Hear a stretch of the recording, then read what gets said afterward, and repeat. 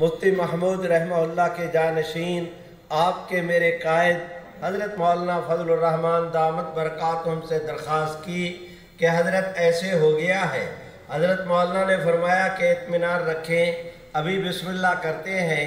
हज़रत मौलाना फजलुर रहमान साहब ने अपने साहिबजादे को यानी हज़रत मौलाना असद महमूद साहब, जो आपके जामिया के मोहतमिम भी है, हमारे मखदूम भी, उन्होंने उनको फरमाया।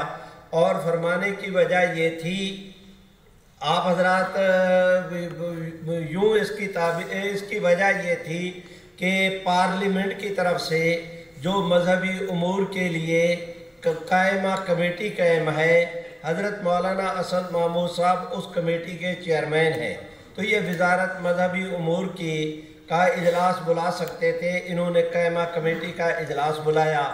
आप हजरात ये कहेंगे कि मौलाना ने इजलास बुलाया, मैं कहता हूँ कि हक़ ताला शानुहु ने इस ख़ानदान को हज़रत मुफ्ती साहब, हज़रत मौलाना फजलुर रहमान, तो अल्लाह ताला ने वो निस्बत इनके अंदर मुंतकिल कर दी।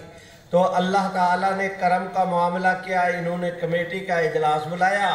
कल तक वो जनाब मिंबर साहब जो ये कहते फिर फूले नहीं समझ, झूठ बोलते हुए पेट भर कर झूठ बोल रहे थे। मेरे ख्याल में सबसे आसान ताबीर ये होगी कि वो मेरे होते हुए ख़त्म नबूवत का हल्फनामा हज़्फ़ कर दिया जाए, ये कैसे मुमकिन है। सफ़ेद झूठ बोल रहे थे, ताबीर नहीं कर रहे थे। बाज़ लोग सिर्फ झूठ बोलते हैं, बाज़ लोग यार मुझे इजाज़त दे दो, है तो मस्जिद।